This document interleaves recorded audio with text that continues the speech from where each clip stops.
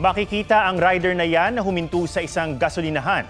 Maya-maya, bumaba at binuksan niya ang kanyang utility box. Paglapit ng gasoline boy, bigla niya itong tinaga sa mukha. Hinabol pa ng rider ang tumakbong gasoline boy. Nahuli naman ng isang gwardya ang rider. Ayon sa pulisya, nagpa-full tank ang suspect ngunit 50 pesos lang ang ibinayad niya. Nagalit daw ito ng sitahin ng gasoline boy. Nasa kustudiya na ng mga pulis ang suspect. Nagpapagaling naman ang biktima. Patay ang isang lalaki sa Iloilo matapos paghahampasin ng dumbbell sa ulo ng kanyang misis. May report si John Consulta.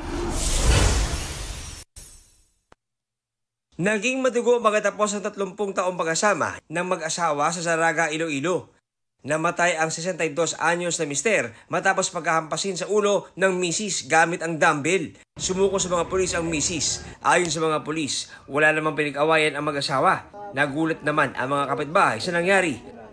Di mo mabatian ang may gabaysay. Ang sweetness ang isa ka mag-asawa, akagin sila kay tungod nga hindi magkaon ng isa kung may isa mo. Sabi ng kapatid ng suspect, matagal nang may dinadaing na kondisyon sa pag-iisip ang suspect. 6 na araw na raw siyang hindi nakakatulog ng maayos at tila may bubulong daw sa kanya kaya nagawa ang krimen. Sa General Santos City naman, natutulog ang 16 anyos na binatilyo at kanyang ina sa kanilang bahay nang martilyuhin sa ulo. Ayon sa kanilang kakilala, nakarinig sila ng ingay mula sa bahay ng mga biktima kaya sinilip nila ang mag-ina. Duguan ng binatilyo habang nakahiga sa kama. Nasa sahig naman ang ina niya. Dead on arrival sa ospital ang binatilyo habang kritikal ang kanyang ina. Suspect sa krimen ang kuya ng binatilyo na posibleng may problema raw sa pag-iisip. Sabi ng suspect, may masamang espiritong pumasok sa kanya. Hindi raw niya maalala ang kanyang ginawa. John Consulta, nagpapalita para sa GMA Integrated News. Itinanggi ni na Senator Bongo at Bato de la Rosa na may kinalaman sila sa umano'y reward system para sa mga mapapatay sa war on drugs ng Administrasyong Duterte. Ang itinulo namang nagplano ng nationwide na pagpapatupad ng sinasabing Davao Model na si Edelberto Leonardo. May senyales na umanong magsasalita na rin ukol sa issue. May report si Jonathan Andal. Posible na rin umanong magsalita si dating NAPOLCOM Commissioner Edelberto Leonardo tungkol sa war on drugs ng Administrasyon Duterte.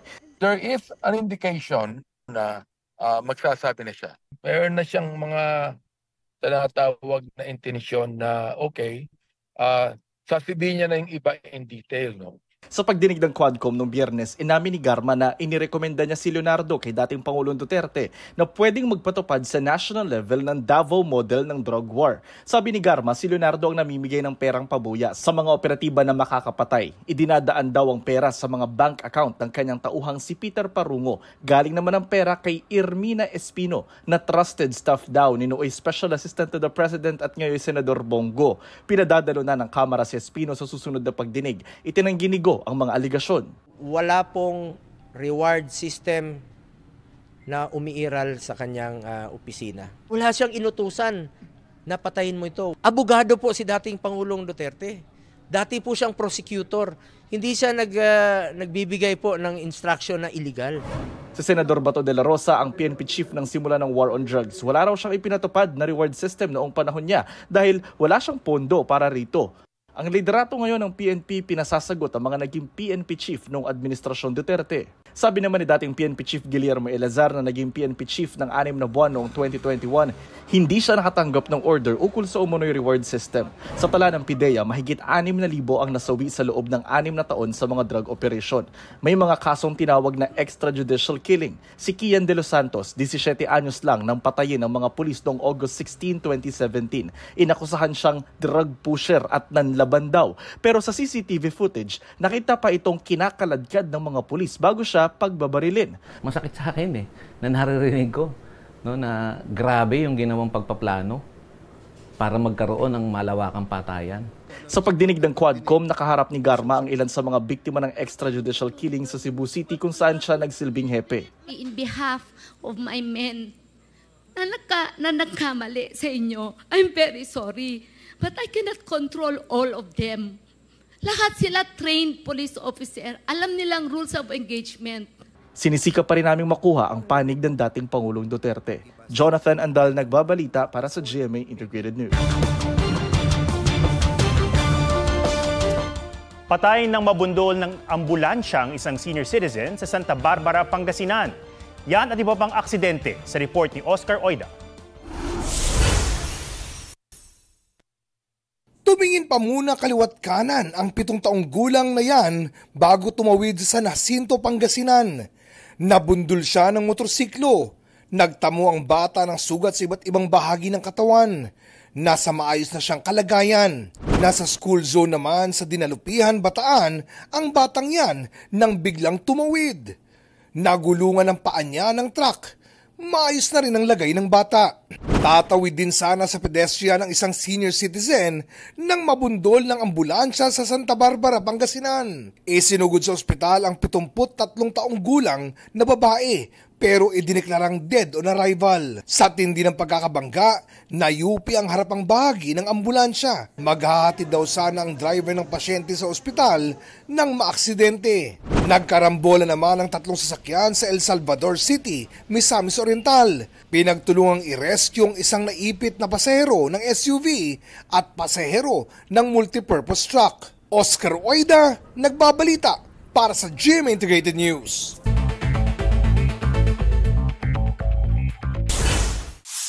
Mahigit 40 milyong pisong halaga ng shabu na sabat sa bagahe ng South African national na magbabakasyon umano rito sa bansa. Hindi raw alam ng suspect na may droga sa bagahe niya.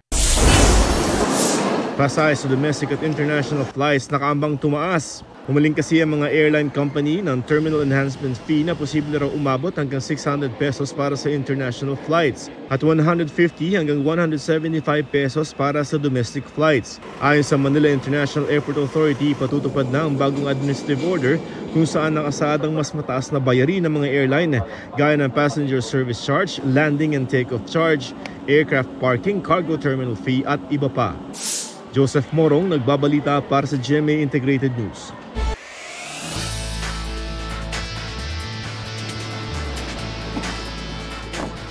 5 hanggang 6 na oras lang araw-araw ang tulog ng TNBS driver na si Michael Punzalan. Iba-iba rin ang oras ng kanyang pagtulog. Oo, talagang hirap kasi siyempre ang dami mong iniisip na bayarin. Binabangungot ka na sa bayarin.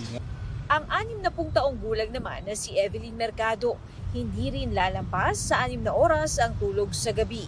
Putol-putol, hindi na ako nakakatulog maigi. Lalo na pag masakit yung mga mga paa ko, kamay ko, hirap na hirap talaga ako makatulog.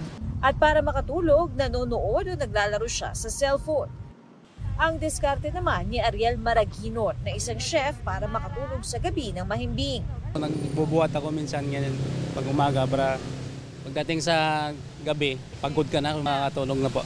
Paliwanag ng isang sleep doctor, marami ang nahihirapang makatulog ng hanggang 9 na oras sa panahon ngayon. Nariyan na kasi ang infinity scrolling o panunood sa digital media. Dagdag pa kung maraming iniisip. Pero kailangang bigyang pansin ang maayos na tulog sa gabi para hindi maging iritable, antukin at makakalimutin. At kapag laging kulang sa tulog, posibleng maapektuhan ang blood pressure at blood sugar. Maaari rin itong mauwi sa sakit sa puso at diabetes. Dapat non-negotiable po talaga eh. We have to allot specific time, i-prioritize natin yung pagpapahinga saka yung pagtulog. Dapat consistent kung anong oras ka matutulog, kung anong oras gigising kada araw. Dapat hindi nagkakalayo. Payo ng eksperto para hindi mahirapang makatulog sa gabi. Yung pagtulog, may ritual dapat, may pattern or habits to promote better sleep. Dapat alisin ang lahat ng distraction gaya ng cellphone o kaya panonood sa digital devices. Makatutulong din ang warm bath at pag-inom ng gatas. Maaari ring mag-meditate o magdasal. Kung marami naman daw pinaghahanda ang gagawin kinabukasan, maaaring isulat ito sa journal para mapanatag ang kaisipan. Iwasan din ang anumang pagkain na may caffeine, paninigarilyo at pag-inom ng alak. Kumain 2 to 3 hours bago matulog. Malaki rin daw ang may tutulong kapag madilim ang kwarto at tamang-tama lang ang temperatura. At kapag di raw talaga makatulog, huwag ipilit. Umupo, maghanap ng gagawin tulad ng pagbabasa ng libro o pagkikinig ng music para mawala ang stress. Katrina Son, nagbabalita para sa GMA Integrated News.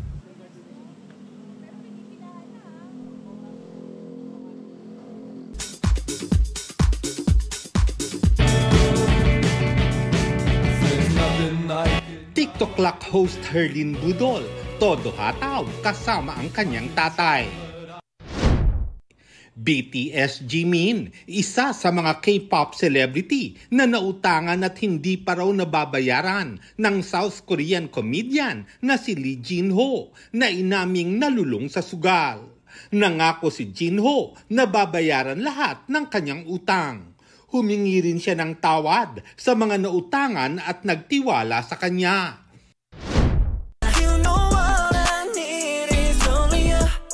Music video ng Love Money Fame featuring American producer DJ Khaled. Inilabas na ng K-pop group na 17. Lar Santiago nagbabalita para sa GMA Integrated News.